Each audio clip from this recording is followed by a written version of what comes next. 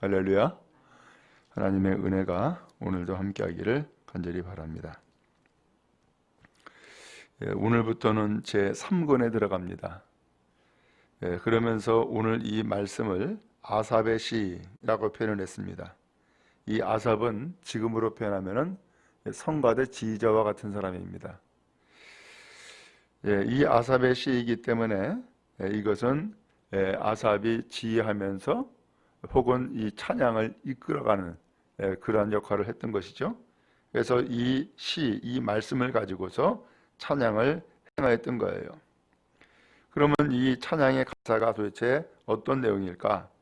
거기 1절에 보니까 하나님이 참으로 이스라엘 중 마음이 정결한 자에게 선을 행하시나 그랬어요. 하나님이 마음이 정결한 자에게 선을 행하신다라고 하는 것을 알고 있다는 거예요. 그런데 2절에 보니까 나는 거의 넘어질 뻔하였고 나의 걸음이 미끄러질 뻔하였다라는 표현이 나와요. 하나님에 대해서 하나님은 참으로 마음이 정결한 자에게 선을 행하신다라는 것은 알고 있는데 그럼에도 불구하고 나 넘어질 뻔했다는 거예요. 미끄러질 뻔했다는 거예요. 도대체 무슨 이유 때문에 넘어질 뻔했을까? 3절에 보니까는 이는 내가 악인의 형통을 보고 오만한 자를 질투하였음이로다. 악인의 형통을 봤다는 거예요. 저 사람 저렇게 악한 삶을 살아가는데 살아가는 삶의 그 내용들을 보면은 오히려 형통하더라는 거예요. 그러면서 오만한 자를 질투하였음이로다. 아니 왜 저 사람은 악한데 오히려 더 잘 되는 거야? 그러면서 그 악한 사람의 형통을 보고서는 내가 넘어질 뻔했다는 거예요. 내가 미끄러질 뻔했다는 거예요. 그러니까는 이 시편 기자는 그가 정말로 봐야 될 것이 주님의 선하심을 봐야 되는데 그게 아니라 악인의 형통을 보고서는 그것 때문에 내가 소위 이제 시험에 든 거죠. 오늘 여러분 그런 의미에서 우리가 무엇을 보느냐라는 것이 대단히 중요해요. 근데 이것은 아는 것과 달라요. 우리가 신앙생활하면서도 때에 따라서는 시험에 들 때가 있죠. 아는 것은 다 알아요. 근데 알지만 시험에 드는 거야.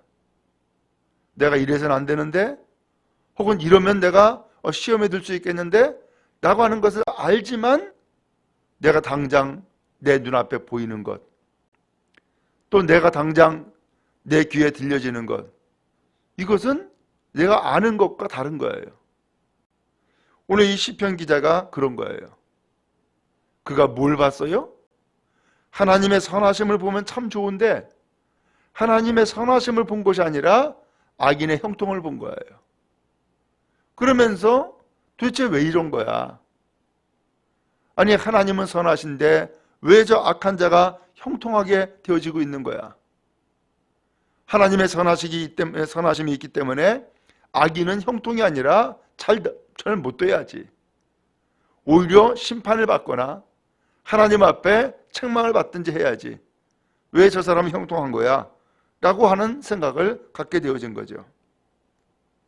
그러면서 구체적으로 이야기합니다. 4절에 보니까는 죽을 때의 고통이 없고 그의 힘이 강건하며 아니 나이가 들어가지고서 죽을 때에도 아주 편안하게 잘 죽더라는 거예요. 그 다음에 힘이 강건하며 아니 죽을 때에도 보면은 힘이 넘친다는 거죠. 그 다음에 5절에 사람들이 당하는 고난이 그들에게는 없고 아니 그들을 보니까는 고난이 없더라는 거예요. 사람들이 당하는 재앙도 그들에게 없나니 재앙을 받는 것도 없더라는 거예요. 그 다음에 6절에 그러므로 교만이 그들의 목걸이요 강포가 그들의 옷이며 살찜으로 그들의 눈이 솟아나며 그들의 소득은 마음의 소원보다 많으며 그들은 능욕하며 악하게 말하며 높은 데서 거만하게 말하며 그들의 입은 하늘에 두고 그들의 영은 땅에 두루 다니도다. 아니 보니까는 모든 것이 다 형통한 거예요. 다 잘 되는 거예요. 근데 이걸 보고서는 이 시편 기자는 뭐 했어요? 지금 시험에 든 거예요. 넘어질 뻔하고 미끄러질 뻔했다는 거예요. 참 사람은 이상하죠. 오늘 이 악인이 형통함을 보았다. 그러면은 악인이 형통한 것을 보고서는 참 잘 됐네 라고 하면 참 좋은데 왜 그것 때문에 시험에 들었을까? 이유는 먼저 이 시편 기자의 마음에 악인이라고 하는 사실을 먼저 전제해 두고 있는 거예요. 저 나쁜 사람인데, 저 악한 사람인데 하면서 내 마음에 이미 정죄함이 있는 거죠. 그리고 또 하나는 선과 악을 내가 지금 구분하고 있어요. 그러면서 악한 사람인데 라고 하는 전제를 두면서 그 사람이 어떻게 사는가라는 것을 봤더니 오히려 형통하더라는 거죠. 그러면 이 시편 기자의 마음에는 먼저 무슨 마음이 있는 거예요? 저 사람은 악한 사람이니까 라고 전제해 두고 그가 하는 일은 다 잘 안 돼야 된다라고 하는 것을 먼저 전제해 두고 있는 거죠.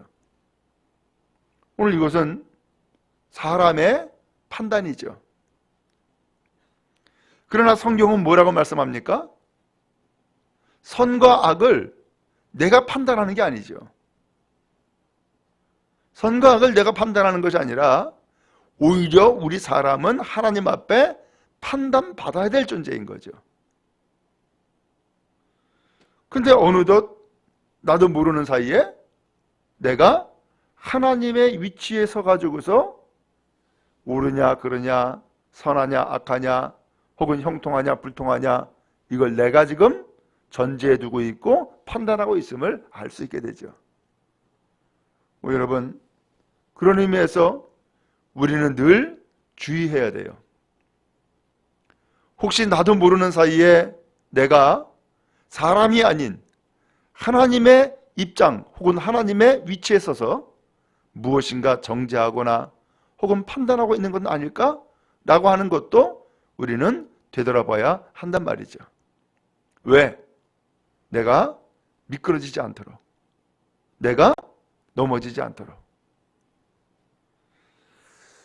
오늘 이 악인은 사실은 나와 관련이 없어요. 나는 오직 누구와 관련이 있느냐? 하나님과만 관련이 있어요. 근데 나와 하나님과의 관계인데 거기에 제3자를 놓고 있는 거예요. 그리고선 하나님 앞에 되묻는 거죠. 하나님, 왜 저 사람은 저렇습니까? 라고 하는 거예요. 그것은 하나님께서 판단하실 일이고 하나님이 처리하실 일이지 나와 관련이 없는 거예요. 그런데 이상스럽게 우리는 나와 관련, 그리고 그것이 하나님과 또 관련이 돼요. 그러면서 이상하다라는 거죠. 이해할 수 없다라는 거예요. 그리고 왜 하나님, 악인이 왜 형통합니까? 라고 되묻는 거죠. 이게 넘어지는 것이고 이게 미끄러지는 것이죠. 그리고 더 나가서 10절에 보니까 그러므로 그의 백성이 이리로 돌아와서 잔에 가득한 물을 다 마시며. 그의 백성이 이리로 돌아왔다? 그의 백성은 하나님의 백성이에요. 그리고서는 돌아와서 잔에 가득한 물을 다 마셨다. 물 마시듯이 그 악한 자들이 하는 말에 흠뻑 빠져들어서 있다는 거예요. 그러면서 이제는 하나님의 백성마저도 이렇게 말하는 거예요. 11절에 말하기를 하나님이 어찌하랴? 지존자에게 지식이 있으랴 하는도다. 하나님이 뭘 알아? 하나님은 몰라. 그리고 하나님은 아는 게 없어. 이렇게 이야기한다는 거예요. 그러니까 기가 막히죠. 결국은 그 악인이라고 하는 그 존재 때문에 하나님까지도 이젠 들먹이는 상황이 생겨버리고 만 거예요. 그런데 한편 13절에 내가 내 마음을 깨끗하게 하며 내 손을 씻어 무죄하다 한 것이 실로 헛되도다. 한편 나는 어떠냐? 나는 깨끗하게 살아야지. 나는 죄 없이 살아야지. 죄 짓지 말아야지. 라고 하는 것이 야 이거 헛수고하고 있네. 라고 하는 것까지 연결된 거예요. 그렇죠? 아니 그 악한 사람은 그 악한 대로 살아가는 것을 그냥 내가 어떻게 할 수가 없는 거잖아요. 그래도 악한 사람이 형통하게 되어지는 거? 그건 그의 복인가 보다라고 생각하면 말아야 되는데 반대로 그 사람 때문에 그 악한 사람 때문에 내 믿음까지도 영향을 받고 내 삶까지도 영향을 받는 거예요. 이건 복된 것일까요? 이건 지혜로운 것일까요? 그건 아니죠. 그러면서 심지어는 13절에 금방 읽은 것처럼 내 마음을 깨끗하게 하고 내 손을 씻어 무죄하다 한 것이 헛되다. 야, 내가 아무리 착하게 산들 이거 의미 없네. 내 이렇게 살아가는 것이 이게 헛수고하고 있는 거네. 이런 생각까지도 이런 말까지도 하고 있다는 거예요. 그런데 15절에 내가 만일 스스로 이르기를 내가 그들처럼 말하리라 하였더라면 나는 주의 아들들의 세대에 대하여 악행을 행하였으리라. 나도 저 악한 사람들처럼 살아야지. 나도 저 악한 사람들처럼 말하면서 살아야지 라고 했다면은 주의 아들들에게 세대에 대하여 악행을 행하였으리이다. 나도 똑같이 그들처럼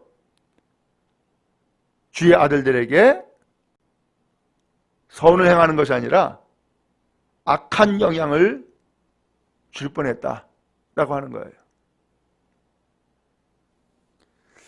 그러면서 16절에 내가 어쩌면 이를 알까 하여 생각한 적 그것이 내게 심히 고통이 되었다라고 했어요.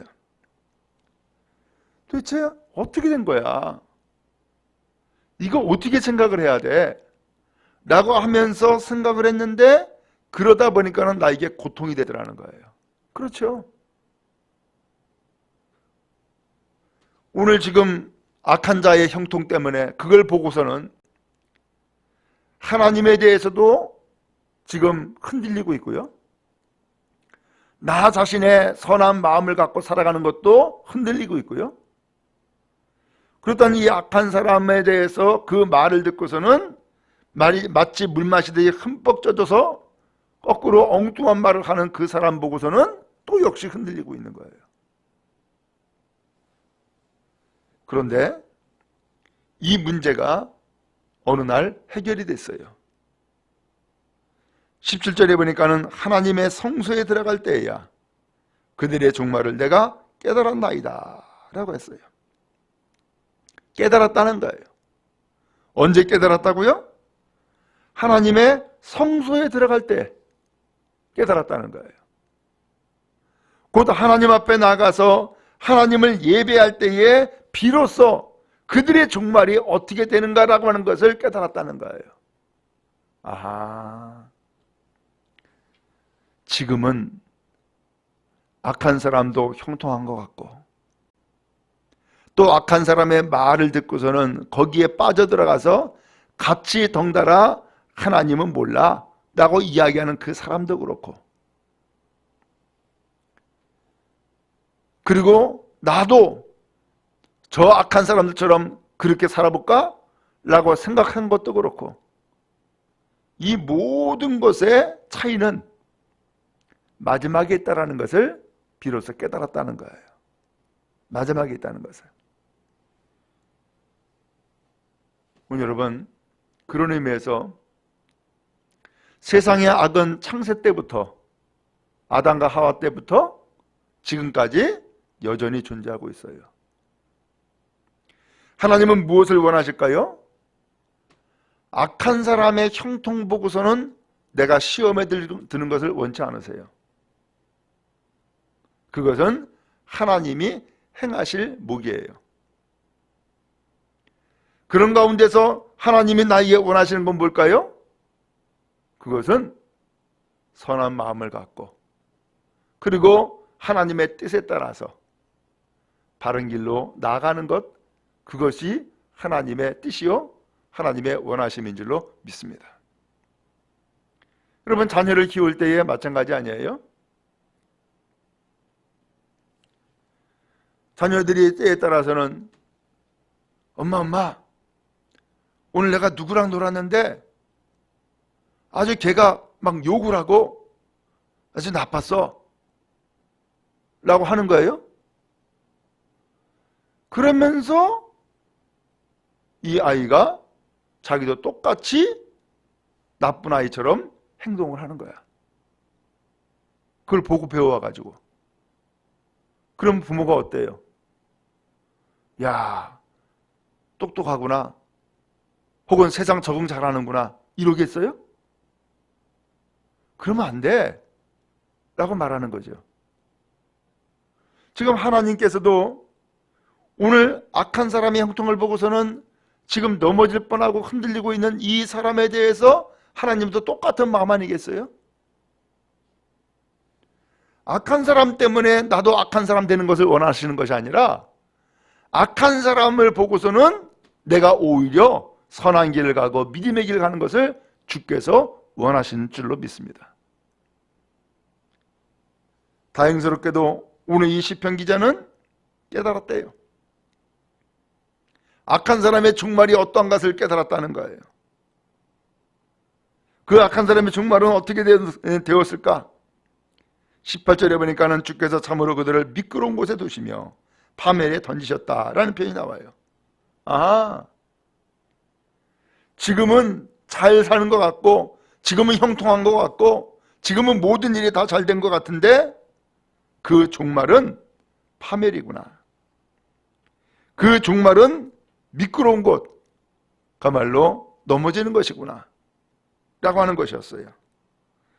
또 19절에 그들이 어찌 그리 갑자기 황폐되었는가, 놀랄 정도로 그들은 전멸하였나이다. 갑자기 황폐하게 되고 그 다음에 전멸되더라는 거예요. 깜짝 놀랄 정도로. 그래서 마치 사람이 꿈을 꾸었다다가 놔두고 깨면은 그 꿈을 아이고 이게 꿈이었네 하고서는 다 무시하고 잊어버리는 것처럼, 오늘 하나님께서는 그 악한 사람을 그렇게 멸시할 거다라는 거예요.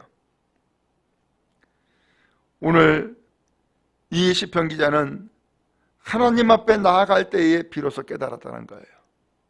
오늘 여러분, 그런 의미에서 악한 자의 형통 때문에 시험에 들지 말고 오히려 하나님 앞에 나아가서 하나님의 뜻, 하나님의 섭리를 깨달아 아는 은혜가 넘치기를 간절히 바랍니다. 그리고 이제 이 시편 기자가 하나님 앞에 다시금 다짐을 했어요. 23절에 보니까 내가 항상 주와 함께하니 주께서 내 오른손을 붙드셨나이다.